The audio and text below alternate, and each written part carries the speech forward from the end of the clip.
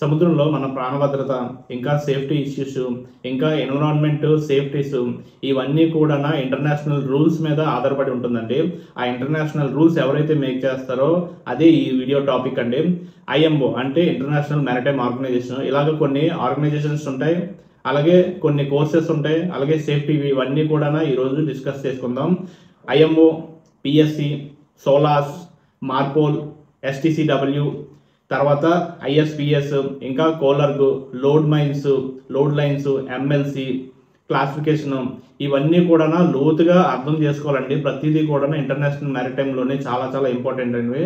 ఎందుకంటే ఈ నాలెడ్జ్ అనేది కెరీర్ సేఫ్టీ కోసం కొని ప్రమోషన్స్ ఇంకా ఏమైనా మీకు అర్థం కాకపోతే ఎగ్జామినేషన్స్లోనే చాలా చాలా ఇంపార్టెన్స్ అవుతాయి, ఇంటర్వ్యూస్లో కూడా చాలా చాలా ఇంపార్టెన్స్ అవుతాయి. ఇది చాలా డైరెక్ట్గా కూడా హెల్ప్ చేస్తుంది. సో ఫ్రెండ్స్, మనం ఫస్ట్ ఐఎంఓ గురించి అయితే తెలుసుకుందాము.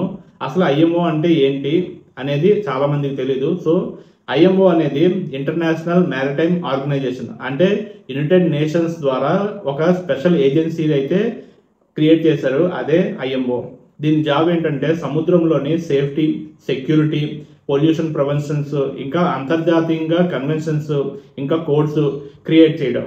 ఆ కోడ్స్లో కొన్ని చాలా ఇంపార్టెంట్ అనేవి సోలాస్, మార్పోల్, ఎస్టీసీడబ్ల్యూ, అలాగే ఐఎస్పిఎస్, అలాగే కోలర్గ్ ఇవన్నీ కూడా చాలా చాలా ఇంపార్టెంట్ అనేవి. ఇదే కాకుండా assembly, counselling, MLC, MEPC committee technical amendments కూడా చాలా వరకు చేశారు ఈ ఐఎంఓ వాళ్ళు.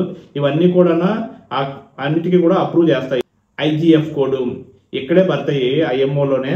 సో ఐఎంఓ రూల్స్ ప్రతి దేశం ఒక నేషనల్ లాగా చేస్తుంది, అక్కడి నుంచే ఫ్లాగ్ స్టేట్ అమలవుతుంది. అసలు ఐఎంఓ ఎందుకంటే ఒక గ్లోబల్ స్టాండర్డ్ లేకపోతే ప్రతి పోర్టు, ప్రతి దేశం వేరు నియమాలు పెడతాయండి. అందుకే మొత్తం అన్నిటికీ అంతర్జాతీయంగా మొత్తం అన్నిటికీ కలిపి ఒకే ఒక ఏజెన్సీ ఉండాలనేసి, ఒకే ఒక ఆర్గనైజేషన్ ఉండాలని ఐఎంఓ అయితే చేశారు. సో ఎలాంటి కన్ఫ్యూజన్ లేకుండా, యాక్సిడెంట్స్ అవ్వకుండా ఈ ఐఎంఓ గ్యారంటీ తీసుకుంటుంది. ఐఎంఓ వల్లనే వన్ లాంగ్వేజ్, వన్ సేఫ్టీ కంప్లీట్గా అన్నిటికీ కూడా. సో ఫ్రెండ్స్, ఐఎంఓ గురించి తెలుసుకున్నారు కదండి. ఇప్పుడు పిఎస్సి అనేది పోర్ట్ స్టేట్ కంట్రోల్, అంటే ఫారెన్ షిప్స్కి పోర్టుకి వస్తే అక్కడ అధికారులు ఇన్స్పెక్ట్ చేస్తారు. సర్టిఫికేట్స్, అలాగే క్రూ కాంపిటెన్సీ, అలాగే ఎక్విప్మెంట్ కండిషన్ ఎలా ఉన్నది అన్నీ కూడా చెక్ చేస్తారు ఈ పిఎస్సిలోనే. సీరియస్ డిఫెన్షన్స్ ఏమైనా ఉంటే అదే వెంటనే డిటెన్షన్ పెట్టేస్తారు, ఆ షిప్ని బయటకు వెళ్ళనివ్వరు. ప్రాంతాల వారీగా ఎంఓయూస్ ఉంటాయండి. అవి తర్వాత చాలా చాలా కొన్ని నగరాలకైతే ఇవి ఉంటాయి MoUs. Paris, Tokyo, Indian ocean, అలాగే బ్లాక్ సీ, మెడిటరేనియన్ సీ, తర్వాత రియాద్, అబూజా, ఇంకా కెరేబియన్, విల్లా మడమారు డేటా షేర్ చేసి టార్గెటింగ్ చేస్తాయండి. ఇవన్నీ కూడా అక్కడక్కడ ఉన్న బ్రాంచెస్ ఇవి కూడా. తర్వాత సిఐసిఈ అంటే కాన్సన్ట్రేషన్ ఇన్స్పెక్షన్ క్యాంపెయిన్స్ ఇవైతే రన్ చేస్తాయి. ఇక్కడ మీకు ఏం చెప్పాను ఇవన్నీ కూడా, ఇవన్నీ క్యాంపెయిన్స్ రన్ చేస్తాయి. ఇప్పుడు మీకు అవి ఏం చేస్తాయి అనేది సింపుల్గా చెప్తాను. ఫైర్ డోర్స్ పనిచేయకపోవడం, లేదా ఫైర్ డ్యాంపర్స్ ఉంటాయి కదండి, అవి స్టక్ అవడం, అవి ఉన్నాయా లేదా, సరిగ్గా ఉన్నాయా లేదా చెక్ చేసుకుంటారు. అలాగే ఎమర్జెన్సీ జనరేటర్ రన్ అవుతుందా, కండిషన్లో ఉన్నదా లేదా, తర్వాత లైట్స్ ఫెయిల్యూర్ ఏమైనా ఉన్నదా అది కూడా చెక్ చేస్తారు. అలాగే ఓడబ్ల్యూఎస్ అంటే ఆయిల్ వాటర్ సపరేటర్, ఇది చాలా చాలా ఇంపార్టెంట్. అసలు ఆయిల్ వాటర్ సెపరేటర్ ఆన్ బోర్డ్లో ఉన్నదా లేదా. ఓఆర్బి అంటే ఆయిల్ రికార్డ్ బుక్, అది కరెక్ట్గా మెయింటైన్ చేస్తున్నారా లేదా అనేది కూడా చాలా చూసుకుంటారు. దాని ఎంట్రీస్, మినీ మ్యాచ్ మొత్తం అన్ని కూడా చాలా జాగ్రత్తగా చూస్తారు. అలాగే లైఫ్ బోర్డ్ రిలీజ్ మెకానిజం ఏదైతే ఉన్నదో, లైఫ్ బోర్డ్ రిలీజ్ అది పర్ఫెక్ట్గా ఉన్నదా లేదా, లేకపోతే ఎక్కడైనా స్టక్ అవుతుందో అది కూడా చాలా జాగ్రత్తగా చూస్తారు. అదే కాకుండా MLC ration, water, room design, అలాగే రూము హైజీను, అలాగే ఏమైనా రెస్ట్ అవర్స్ ఉన్నాయా లేదా ఇవన్నీ కూడా డాక్యుమెంట్స్లో చిన్నది లోపం వచ్చినా సరే వెంటనే వాళ్ళు డిటెన్షన్ చేసేస్తారండి. చాలా చాలా చాలా స్ట్రిక్ట్గా ఉంటారు పోస్ట్ స్టేట్ కంట్రోల్ వాళ్ళు. So friends, post state control గురించి తెలుసుకున్నాం కదండి. ఇప్పుడు సోలాస్ గురించి తెలుసుకుందాం. సోలాస్ అంటే safety of life at the sea, అంటే టైటానిక్ ద్వారా రూపొందించబడిన లైఫ్ సేవింగ్ పిల్లర్ అండి. ఇది చాలా చాలా ఇంపార్టెంట్. లైఫ్ సేవింగ్ చాలా ఉంటాయి వీటిలోనేమో చాప్టర్ 1 నుండి 2 వరకు, 2 నుండి 3, అలాగే 5, అలాగే 4, 9, అలాగే 11 ఉంటాయండి. దీంట్లో కన్స్ట్రక్షన్ గురించి, స్టెబిలిటీ గురించి, తర్వాత ఫైర్ ప్రొటెక్షన్, తర్వాత detectors, fire mans, operators, fixed systems, తర్వాత CO2 రూమ్స్ అవన్నీ కూడా కండిషన్ బాగున్నాయి లేదా అన్ని చూసుకుంటారు. తర్వాత లైఫ్ బోట్స్, లైఫ్ జాకెట్స్ ఉన్నాయి కరెక్ట్ గా ఉన్నాయో లేదా చూసుకుంటారు. తర్వాత డ్రిల్స్ కరెక్ట్ గా చేస్తున్నారు లేదా, డ్రిల్స్ గురించి ఆల్రెడీ వీడియో చేశానండి, లేకపోతే చూడండి. డ్రిల్స్ అంటే ఆన్ బోర్డ్ లో డ్రిల్స్ కరెక్ట్ గా అవుతున్నాయో లేదా, సేఫ్టీ డ్రిల్స్. ఇంకా నావిగేషన్ సిస్టమ్స్ అంటే GMDSS కానీ, AAS, ఆ తర్వాత VDR, ECDIS, ఇంకా బ్రిడ్జ్ టీమ్ మేనేజ్మెంట్, ఇవన్నీ కూడా కరెక్ట్గా ఉన్నాయో లేదో కూడా చూసుకుంటారు, అది వాళ్ళ బాధ్యత. అదే కాకుండా ISM కోడ్ అంటే సేఫ్టీ మేనేజ్ సిస్టమ్ ఉంటుందండి. ISM కోడ్ ఎంత పర్ఫెక్ట్ గా ఉంటే ఆ షిప్ అంత సేఫ్టీగా ఉంటుందండి. So ISM code. తర్వాత ISPS కోడ్ అంటే ఒక సెక్యూరిటీ కోడ్. ఈ సెక్యూరిటీ కూడా పర్ఫెక్ట్ గా ఉందో లేదో చూసుకుంటారు, అది సోలార్స్ చేసే పని అండి. అవన్నీ కరెక్ట్ గా ఉన్నాయో లేదో చూసుకుంటారు సోలార్ స్ట్రీమ్ అనేది. సో ఫ్రెండ్స్, ప్రాక్టికల్ గా చాలా ఉంటాయండి. వారానికి ఒక్కొక్క డ్రిల్ ఉంటుంది, కొన్నిసార్లు ఏమో 2 వారాలకు ఉంటుంది, నెల రోజులకు ఉంటుంది డ్రిల్. ఒక్కొక్క డ్రిల్ ఒక్కొక్కలాగా ఉంటుందండి. వారానికి ఒక ఫైర్ అండ్ అబాండన్ డ్రిల్ ఉంటుందండి. రోల్స్ కాల్స్ క్లియర్ ఉండాలి, ఫైర్ డ్రిల్ ఉంటాయి. తర్వాత లైఫ్ సేవింగ్ డ్రిల్ కూడా ఉంటుంది, ఇన్స్పెక్షన్ ల్యాగ్ చేయాలి, అది కూడా. తర్వాత GMDSS బ్యాటరీ స్పెసిఫిక్ గా గ్రావిటీ చెక్లు, తర్వాత ఇప్పుడు నావిక్స్ ఉంటాయి కదండి, దానికి సంబంధించినవి ఈపర్బ్ టెస్ట్లు, ఇవన్నీ కూడా కరెక్ట్ గా కూడా మనం ఎప్పుడు చూసుకోవాలి, వాటి చెక్ చేస్తారు. తర్వాత పర్మిట్ వర్క్ అంటే హార్డ్ వర్క్ చేసేటప్పుడు, వెల్డింగ్ చేసేటప్పుడు, ఏదైనా వర్క్ చేసేటప్పుడు ఆ పర్మిషన్ ఉందా లేదో కూడా చూసుకోవాలి. ఆ రికార్డ్స్ కూడా మెయింటైన్ చేయాలండి మనం. ఇదే కాకుండా మనం కరెక్ట్ గా సోలార్స్ గారిని ఫాలో అయితే ఆల్మోస్ట్ యాక్సిడెంట్స్ అవ్వండి షిప్ లోని. అలాగే సోలార్స్ ఫాలో అయితే మన జీవితాలు కూడా చాలా కాపాడబడతాయి. డ్రిల్స్ లో ప్రాక్టీస్ చేసేది ఏదైనా ఉందో అదే హ్యాబిట్ గా మార్చుకుంటే మీ లైఫ్ ని డెఫినెట్ గా సేవ్ చేయొచ్చు చాలా వరకు కూడా. సో ఫ్రెండ్స్, సోలార్స్ మీకు అర్థమైంది కదండి. సో నెక్స్ట్ చాప్టర్ వచ్చేసి మార్పోల్ అనేది సముద్ర కాలుష్యాన్ని ఆపే కన్వెన్షన్. సముద్రంలో ఎలాంటి చెత్త వేయరాదు, అలాగే ఆయిల్ డంప్ చేయరాదు, అలానే చాలా చాలా స్ట్రిక్ట్ గా చూస్తుంది. ఇవన్నిటికి కూడా ఇప్పుడు మార్పోలే చూసుకుందండి. మార్పోల్లోని చాలా ఉంటాయి. ఆయిల్ ఇప్పుడు వాళ్ళు ఏం చెక్ చేస్తారో ఇప్పుడు లిస్ట్ చెప్తాను చూడండి. ఆయిల్ వాటర్ సపరేట్ గురించి అయితే వాళ్ళు చెక్ చేస్తారు, అది కూడా ఉన్నదా లేదా, కరెక్ట్ గా ఉందా లేదా, ఆయిల్ రికార్డ్ బుక్ ఉన్నదా లేదా.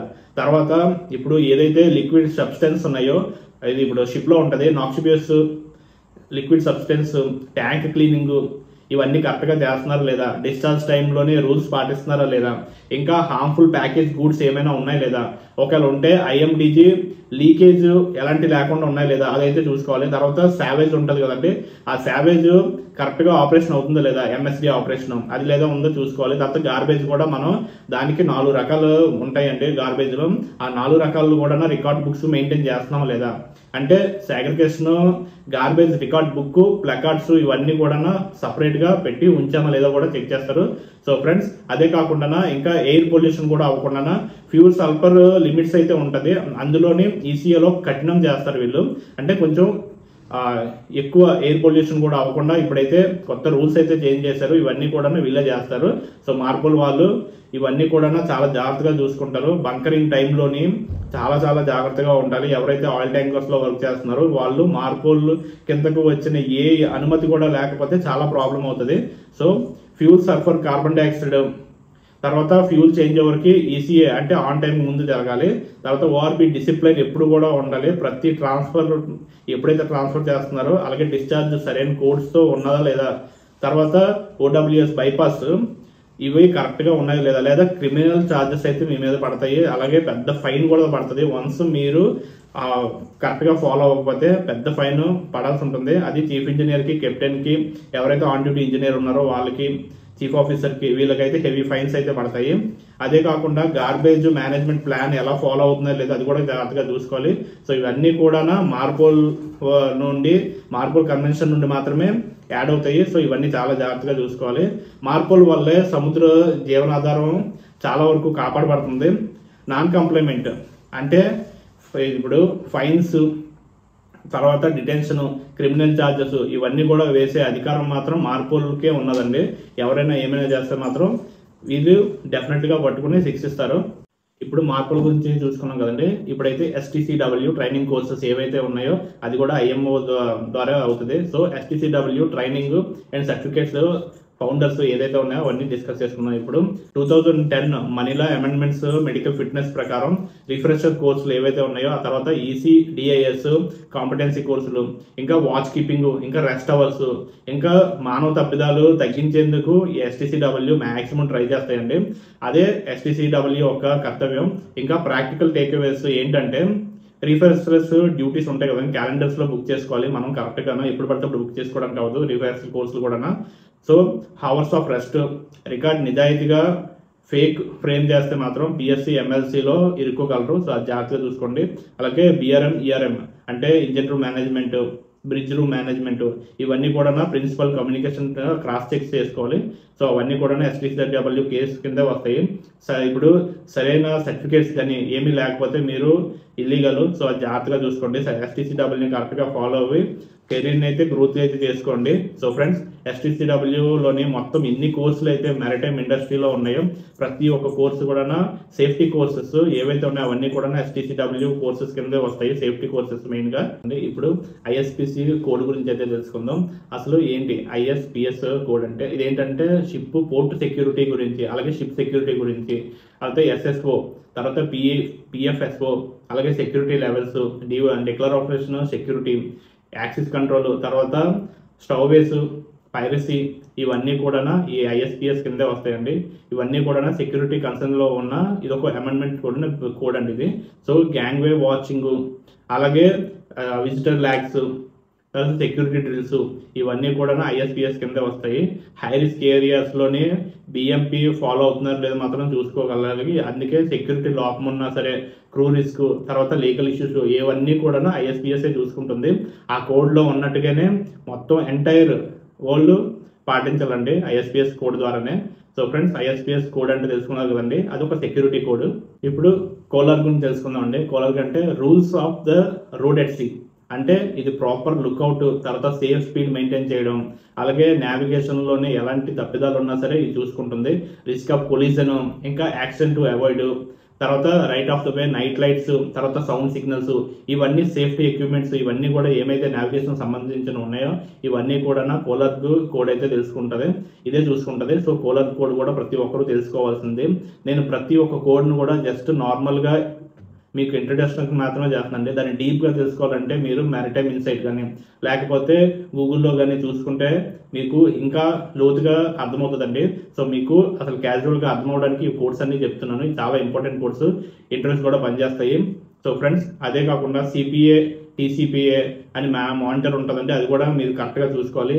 ARPA, తర్వాత ECDIS ఏదైతే ఉందో నావిగేషన్ ఉంది, అది కూడా చాలా జాగ్రత్తగా చూసుకోవాలి.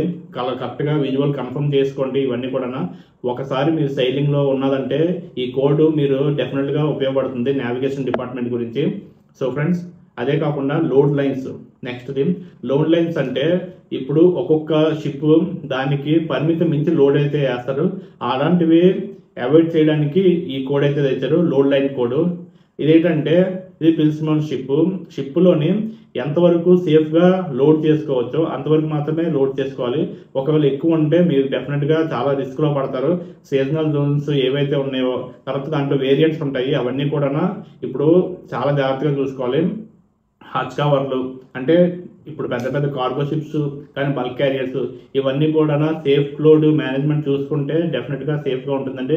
లేకపోతే మాత్రం ఒక్కొక్కసారి కొలిషన్ అవ్వచ్చు, ఒక్కొక్కసారి చాలా అంటే ప్రకృతిపరమైన ఇప్పుడు సమస్యలు రావచ్చు, ఇంకా ఒక్కొక్కసారి అబండన్ కూడా అవ్వచ్చు, షిప్ వర్క్ కూడా అవ్వచ్చు.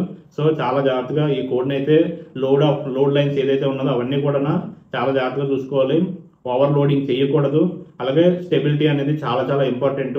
ఎప్పుడు కూడా షిప్ స్టెబిలిటీగా ఉంటేనే అది సేఫ్ సైలింగ్ అవుతుంది. సో లోడ్ లైన్స్ గురించి కూడా మీరు తెలుసుకుంటారు. సో జాగ్రత్తగా వినండి. సో MLC అనేది నెక్స్ట్ అండి. MLC 2006 అంటే ఇంతకుముందు సీఫేరర్స్ రైట్స్ ఏవైతే ఉన్నాయో అది 2006లోని MLC సీఫేరర్ రైట్స్ ద్వారా ఒక కోడ్ తెచ్చారు. అదే కాకుండా SEA అంటే సీఫేరర్స్ ఎంప్లాయ్మెంట్ అగ్రిమెంట్. ఇప్పుడు కాంట్రాక్ట్ అగ్రిమెంట్ ఎలా ఉంటుందో సీఫేరర్ ఎంప్లాయ్మెంట్ అగ్రిమెంట్ అదేనండి. సో వేజెస్ ఆన్ టైంలో ఇస్తున్నారా లేదా, రెస్ట్ అవర్స్ కరెక్ట్గా ఉంటుంది లేదా, మెడికల్ కరెక్ట్గా ఇస్తున్నారా లేదా, అలాగే అకామిడేషన్, ఇంకా ఫుడ్ స్టాండర్డ్స్, తర్వాత ఇంకేవైతే సీఫేరర్ రైట్స్ ఉన్నాయో అవన్నిటికీ కూడా దీని కింద వస్తాయండి MLC.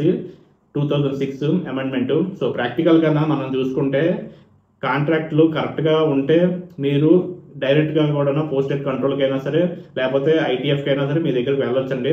అదే ఫేక్గా ఉంటే మాత్రం చాలా జాగ్రత్తగా ఉండాలి. అందుకే ఫస్ట్ నుండి చూసుకోవాలి పే స్లిప్స్ కరెక్ట్గా ఉన్నాయా లేదా, కాంట్రాక్ట్ కాపీస్ దగ్గరగా ఉన్నాయా లేదా. కరెక్ట్గా ఉంటే డెఫినెట్గా మీకు హెల్ప్ అవుతుంది. ఈ కోర్స్ ద్వారా మీరు నేర్చుకుంటే అసలు ఎలా చేయాలి ఏం చేయాలని కంప్లీట్గా డీటెయిల్గా చెప్తాను.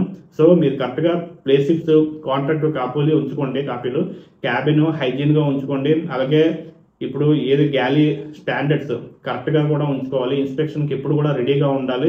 అలాగే గ్రీవెన్స్ చైన్ చూసి తెలుసుకోండి, అది కరెక్ట్గా ఉండాలి. తర్వాత వేల్ బీలింగ్ లేకపోతే సేఫ్టీ సస్టైన్ అవ్వదు. సో ఎవరైతే మీరు కరెక్ట్గా ఉందాం అనుకుంటున్నారో మీ రైట్స్ మీరు తెలుసుకోండి. అసలు సీఫేరర్ ఏం చేయాలి ఆన్ బోర్డ్ లోన్ అనేది ఈ MLC 2006లో అమెండ్మెంట్లో ప్రతి ఒక్కటి ఉంటుంది. చాలా జాగ్రత్తగా తెలుసుకోవాలి. అదే కాకుండా ఇప్పుడు క్లాసిఫికేషన్ IACS గురించి అయితే తెలుసుకుందాము. DNV అలాగే ABS, BV, క్లాస్ NK వంటివి ASCS అండి. ఇదేంటంటే వీళ్ళందరూ కూడా ఒక మెంబర్స్. వీళ్ళు ఈ మిషనరీ రూల్స్ సెట్ చేసి ఈ యాన్యువల్, ఇంటర్మీడియట్, స్పెషల్ సర్వీస్ అయితే చేస్తాయి. ఏవైతే ఉన్నాయో మెంబర్స్ ఇవన్నీ కూడా బహుశా ROS ఫ్లాగ్ తరపున కొన్ని సర్టిఫికేషన్స్ కూడా ఉంటాయి. ఎందుకంటే క్లాస్ లేకపోతే ఇన్సూరెన్స్, చార్టెడ్, 4 యాక్సెస్ ఇవన్నీ కూడా రిస్క్లో పడతాయి. సో ఇవేమి మెంబర్స్ ఉన్నాయో అవన్నీ కూడా ఇవన్నిటి కూడా క్లాసిఫికేషన్ అయితే చూసుకుంటుంది. సో ఫ్రెండ్స్ ఇప్పటివరకు తెలుసుకున్నారు కదండి. ఇందులోని port state control, flag state control చాలా మందికి కొంచెం అంటే అర్థం కాకపోవచ్చు. అసలు ఫ్లాగ్ స్టేట్ కంట్రోల్ ఏంటంటే, పోర్ట్ స్టేట్ కంట్రోల్ అంటే ఏంటి ఇప్పుడు తెలుసుకుందాం. ఫ్లాగ్ స్టేట్ కంట్రోల్ అంటే అది సర్టిఫికేట్స్ ఏవైతే ఉన్నాయో క్రూ సర్టిఫికేట్స్ కానీ షిప్ సర్టిఫికేట్స్ కానీ అవన్నీ చెక్ చేస్తాయి. సో ఫ్లాగ్ స్టేట్ కంట్రోల్ అనేది పక్కగా షిప్కున్న డాక్యుమెంట్స్ ఏవైతే ఉన్నాయో అవన్నీ కూడా ఫ్లాగ్ స్టేట్ కంట్రోల్ అయితే చెక్ చేస్తుంది. సో పోర్ట్ స్టేట్ కంట్రోల్ అనేది వెరిఫికేషన్, ఎన్ఫోర్స్. అంటే పోర్ట్ స్టేట్ కంట్రోల్ వన్స్ వచ్చారంటే మీ డాక్యుమెంట్స్ ఏవైతే ఉన్నాయో COC, COPC, తర్వాత వాచ్ కీపింగ్ అవి ఉన్నాయో ఆ డాక్యుమెంట్స్ అన్ని వీళ్ళు వెరిఫికేషన్ చేస్తారు. సో ఎవరైతే సీఫేరర్స్ ఉన్నారో వాళ్ళందరికీ కూడా పోర్ట్ స్టేట్ కంట్రోల్ వెరిఫికేషన్ చేస్తారు. ఫ్లాగ్ స్టేట్ కంట్రోల్ ఏంటంటే షిప్ కండిషన్ ఎలాగ ఉన్నది, షిప్ దగ్గర ఎన్నో డాక్యుమెంట్స్ ఉన్నాయా లేదా అవి వాళ్ళు చూసుకుంటారు. సో మీకు అర్థమైంది కదండి. ఫ్లాగ్ స్టేట్ కంట్రోల్ అనేది షిప్ కోసం, పోర్ట్ స్టేట్ కంట్రోల్ అనేది సీఫేరర్స్ కోసం. సో IMO ఇది అన్ని కూడా మేక్ చేస్తుందండి. ఫ్లాగ్ స్టేట్ కంట్రోల్, తర్వాత షిప్ ఇంప్లిమెంట్స్ కానీ, ఫ్లాగ్ ఇంప్లిమెంట్స్ కానీ, తర్వాత క్లాస్ చెక్స్ కానీ, PSS, తర్వాత PSC వెరిఫికేషన్స్ ఇవన్నీ కూడా IMO మొత్తం కంట్రోల్ చేస్తుంది. ఫ్రెండ్స్ ఇప్పటి వరకు కూడా IMO, PSC అలాగే ISPC అనేవి కోడ్లు, తర్వాత మేనేజ్మెంట్స్ గురించి, మెంబర్స్ గురించి, సర్టిఫికేట్స్ గురించి ఇవన్నీ గురించి తెలుసుకున్నారు కదండి. అలాగే యాజ్ ఎ సీఫేరర్గా మీ డ్యూటీస్ మీరు ఏం చేయాలనేది ఇప్పుడు తెలుసుకుందాం. డెక్ ఎడిట్ జూనియర్ ఆఫీసర్ ఏం చేయాలో ఇప్పుడు చెప్తాను చూడండి. డెక్ ఎడిట్ జూనియర్ ఆఫీసర్ అనేవాళ్ళు బ్రిడ్జ్ ఎక్విప్మెంట్, AAS, తర్వాత VDR, ECDAS అనేవి డైలీ ఫంక్షన్స్ చెక్ చేసుకోవాలి. అలాగే లైఫ్ సేవింగ్ ఏవైతే ఉన్నాయో రౌండ్స్ కానీ, హుక్లు కానీ, పిన్స్ కానీ, తర్వాత హైడ్రాలిక్ లీకేజెస్ ఏమైనా ఉన్నాయో కూడా చెక్ చేసుకోవాలి. అలాగే వీళ్ళు గార్బేజ్, ORB, తర్వాత ఎంటైర్ ఏవైతే ఉన్నాయో అవన్నీ కూడా కరెక్ట్గా బుక్స్ మెయింటైన్ చేయాలి, రికార్డ్స్ మెయింటైన్ చేయాలి. ఇదైతే డెక్ క్యాడెట్ బాధ్యత. అలాగే ఇంజన్ క్యాడెట్ ఏం చేయాలంటే ఇంజన్ క్యాడెట్ కానీ, 4th ఇంజనీర్ కానీ, 3rd ఇంజనీర్ కానీ ఆయిల్ వాటర్ సపరేట్గా కరెక్ట్గా ఉన్నదో లేదో చూసుకోవాలి. ODMCS టెస్ట్ అర్థం చేసుకోవాలి. అలాగే శాంపుల్స్ కూడా 15 ppm అలారం అవన్నీ కూడా కరెక్ట్గా చెక్ చేసుకోవాలి. అలాగే ఎమర్జెన్సీ జనరేటర్ కరెక్ట్గా పనిచేస్తుందో లేదో వీళ్ళే చెక్ చేసుకోవాలి. తర్వాత ఫైర్ పంప్ ఏదైతే ఉన్నదో అది కరెక్ట్గా ఆటో స్టార్ట్ అవుతుందా లేదా, లేకపోతే దాని కండిషన్ ఎలా ఉన్నది ఇవన్నీ కూడా వాళ్ళు చెక్ చేసుకోవాలి. బంకరింగ్ సమయంలోనే శాంప్లింగ్, తర్వాత మార్పులు డాక్యుమెంట్స్ ఉన్నాయో లేదో కరెక్ట్గా చూసుకోవాలి. ఇది engine credits, 3rd engineer, 4th engineer బాధ్యత అండి. అలాగే ఇప్పుడు చీఫ్ ఆఫీసర్ చూద్దాం. చీఫ్ ఆఫీసర్, 2nd ఆఫీసర్ అనేవాళ్ళు కరెక్ట్గా డ్రిల్ ప్లానింగ్ చేసుకోవాలి. తర్వాత ఇప్పుడు రికార్డ్స్ ఏమైనా ఉన్నాయో, లైసెన్స్ ఏమైనా ఉన్నాయో అవన్నీ కూడా వాళ్ళు జాగ్రత్తగా పెట్టుకోవాలి. అలాగే కార్గో సెక్యూరింగ్ మాన్యువల్, అది కూడా స్టెబిలిటీ గురించి ఇవన్నీ కూడా వాళ్ళు చూసుకోవాలి. కరెక్ట్గా షిప్ స్టెబిలిటీ ఉన్నదో లేదో దాని క్యాలిక్యులేషన్స్ ఇవన్నీ కూడా చీఫ్ ఆఫీసర్, 2nd ఆఫీసర్ అయితే చూసుకుంటారు. అలాగే నావిగేషన్ ఏరియా వార్నింగ్స్, తర్వాత passage plan with COW, VTS, తర్వాత TSS కంప్లైంట్స్ ఇవన్నీ కూడా వీళ్ళే చూసుకోవాలండి. Chief officer, 2nd officer, chief engineer, ఇంకా 2nd ఇంజనీర్.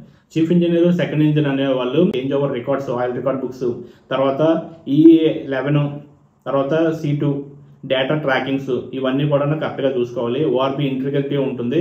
ఎంట్రీస్ వర్సెస్ తర్వాత యాక్చువల్ ఏవైతే ఆప్స్ ఉంటాయో అవన్నీ మ్యాచ్ అయ్యా లేదా చూసుకోవాలి. ముందుది వెనకాలది అవన్నీ కూడా కరెక్ట్గా రికార్డ్స్ బుక్స్ ఉన్నాయా లేదా అది చూసుకోవాలి వీళ్ళు. తర్వాత ఇన్స్టిట్యూటర్, తర్వాత ఎంఎస్డి పరిమితుల రివ్యూస్ కూడా చూసుకోవాలి. ఇంకా నెక్స్ట్ వచ్చేసి మాస్టర్ ఇంకా కంపెనీ. మాస్టర్స్ ఏం చేస్తారంటే ISM audits, finding close out కరెక్ట్గా ఉన్నదో లేదో చూసుకోవాలి. తర్వాత సైబర్ అండ్ సెక్యూరిటీ డ్రిల్స్, ఐఎస్పిఎస్, తర్వాత ఇవన్నీ సెక్యూరిటీ సంబంధించిన సంబంధాన్ని వీళ్ళు చూసుకోవాలి. అలాగే పిఎస్సి రీడ్ లైన్స్ ఫైల్, తర్వాత అంటే సర్టిఫికేట్స్ ఇండికేషన్స్, తర్వాత ఇండెక్స్లు, ఇంకా లాస్ట్ డిటెక్ట్స్, తర్వాత కరెక్టివ్ యాక్షన్స్ కరెక్ట్గా అవుతున్నాయా లేదా, వీళ్ళందరూ పనిచేస్తున్నారా లేదా, ఎవరెవరైతే ఏ బాధ్యతలు తీసుకుంటున్నారో ఆ బాధ్యతలు కరెక్ట్గా నిర్వర్తిస్తున్నారా లేదా అది వీళ్ళ మీద బాధ్యత ఉంటుందండి. ఇది కరెక్ట్గా చూసుకోవాలి. ఇప్పుడు ర్యాపిడ్ చెక్స్, పిఎస్సి తర్వాత ప్రీ చెక్స్ ఉంటాయి కదండి, అది ఏమేమి ఉంటాయో ఇప్పుడు నేను చెప్తాను చూడండి. సర్టిఫికేట్స్ కరెక్ట్గా ఉన్నాయా లేదా అనేసి చూసుకోవాలి. సేఫ్టీ కన్స్ట్రక్షన్, తర్వాత ఎక్విప్మెంటు, ఐఓపిపి, ఐఏపిపి, ఎస్ఎంసి, తర్వాత డిఓసి, ఎంఎల్సి, ఐఎస్పిసి, ఐసిఎస్సి, ఈ డాక్యుమెంట్స్ అన్ని కరెక్ట్గా ఉన్నాయో లేదో చూసుకోవాలి.